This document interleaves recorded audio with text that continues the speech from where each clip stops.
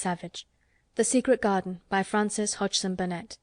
Chapter 25 The Curtain. And the secret garden bloomed and bloomed, and every morning revealed new miracles. In the robin's nest there were eggs, and the robin's mate sat upon them, keeping them warm with her feathery little breast and careful wings.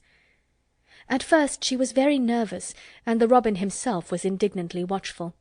Even Dickon did not go near the close-grown corner in those days, but waited until by the quiet working of some mysterious spell he seemed to have conveyed to the little soul of the pair that in the garden there was nothing which was not quite like themselves, nothing which did not understand the wonderfulness of what was happening to them, the immense, tender, terrible, heart-breaking beauty and solemnity of eggs. If there had been one person in that garden who had not known through all his or her innermost being that if an egg were taken away or hurt, the whole world would whirl round and crash through space and come to an end, if there had been even one who did not feel it and act accordingly, there could have been no happiness even in that golden springtime air. But they all knew it and felt it, and the robin and his mate knew they knew it. At first the robin watched Mary and Colin with sharp anxiety. For some mysterious reason he knew he need not watch Dickon. The first moment he set his dew-bright black eye on Dickon, he knew he was not a stranger, but a sort of robin without beak or feathers. He could speak robin, which is a quite distinct language and not to be mistaken for any other. To speak robin to a robin is like speaking French to a Frenchman. Dickon always spoke it to the robin himself, so the queer gibberish he used when he spoke to humans did not matter in the least. The robin thought he spoke this gibberish to them because they were not intelligent enough to understand feathered speech. His movements were also robin. They never startled one by being sudden enough to seem dangerous or threatening. Any robin could understand Dickon, so his presence was not even disturbing. But at the outset it seemed necessary to be on guard against the other two. In the first place, the boy creature did not come into the garden on his legs. He was pushed in on a thing with wheels, and the skins of wild animals were thrown over him. That in itself was doubtful. Then, when he began to stand up and move about, he did it in a queer, unaccustomed way, and the others seemed to have to help him. The robin used to secrete himself in a bush and watch this anxiously, his head tilted first on one side and then on the other.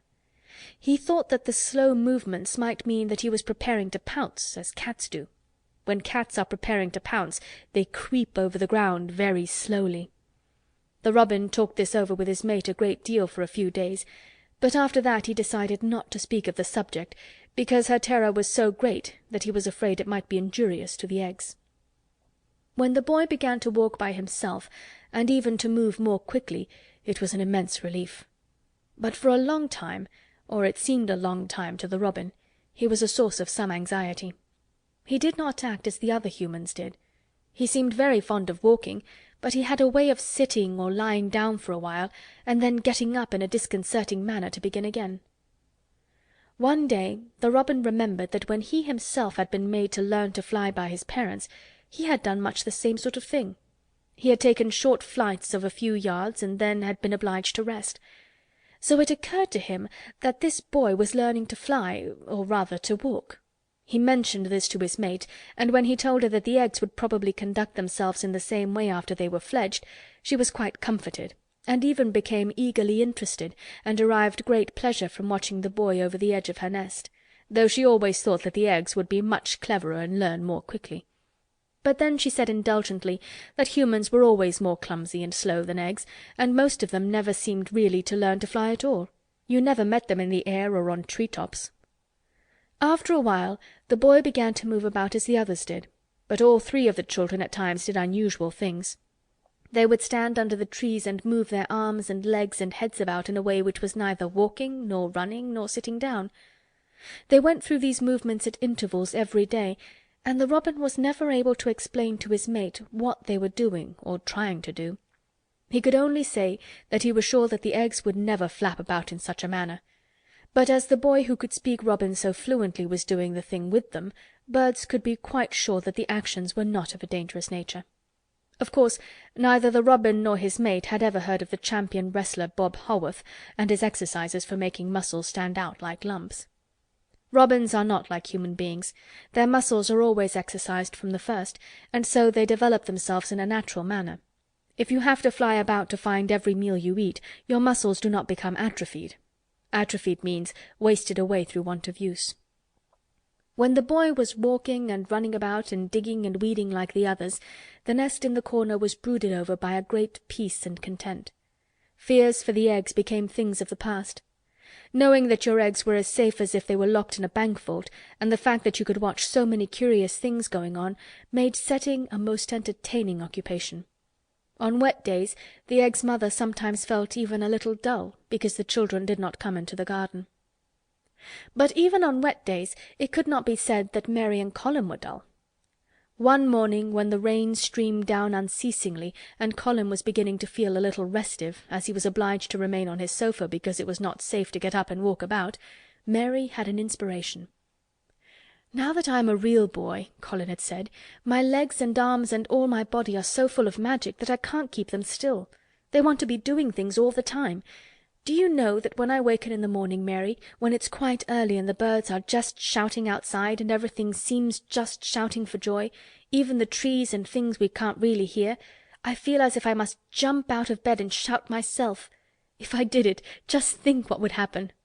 Mary giggled inordinately. "The nurse would come running, and Mrs. Medlock would come running, and they would be sure you had gone crazy, and they'd send for the doctor," she said. Colin giggled himself. He could see how they would all look, how horrified by his outbreak, and how amazed to see him standing upright. "I wish my father would come home," he said. "I want to tell him myself. I'm always thinking about it. But we couldn't go on like this much longer. I can't stand lying still and pretending, and besides I look too different. I wish it wasn't raining today." It was then Mistress Mary had her inspiration.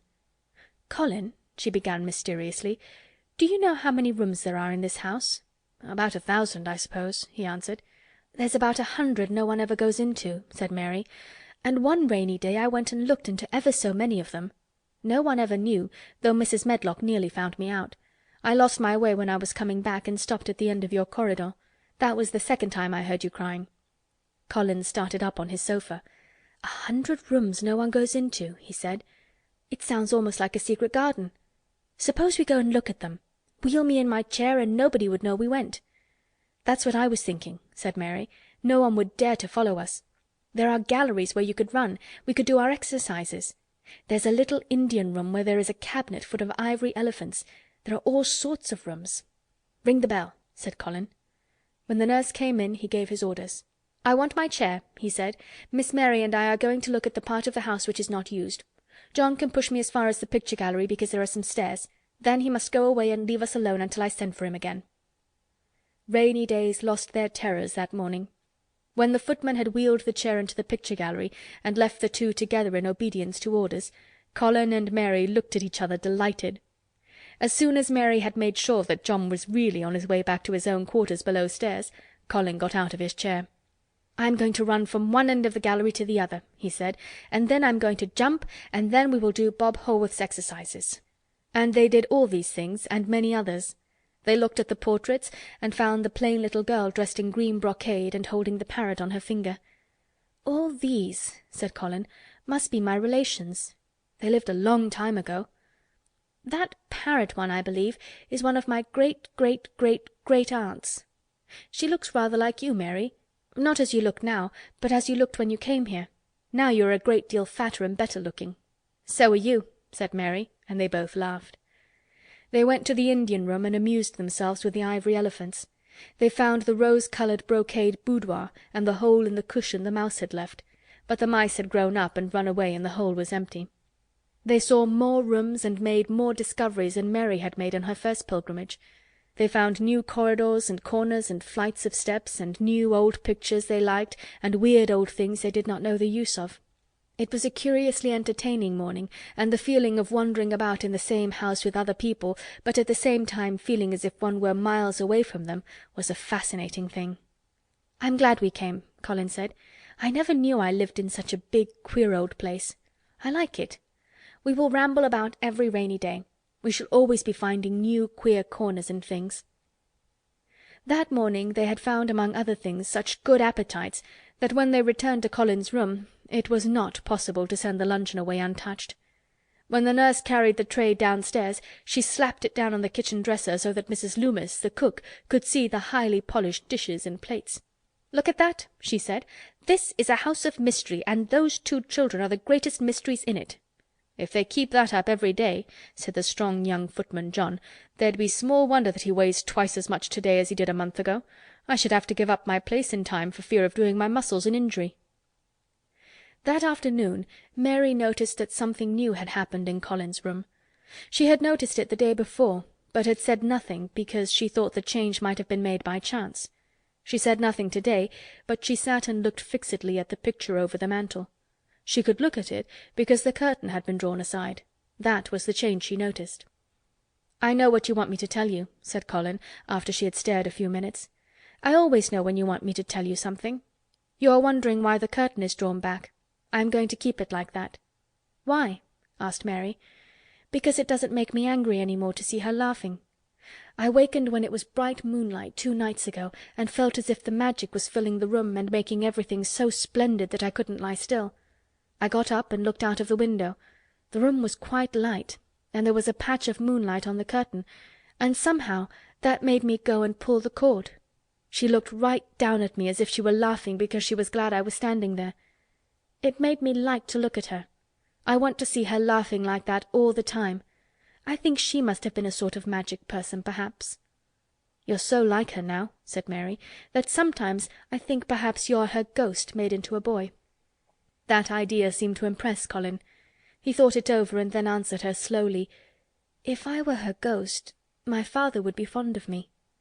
"Do you want him to be fond of you?" inquired Mary. "I used to hate it because he was not fond of me. If he grew fond of me, I think I should tell him about the magic. It might make him more cheerful." End of Chapter 25.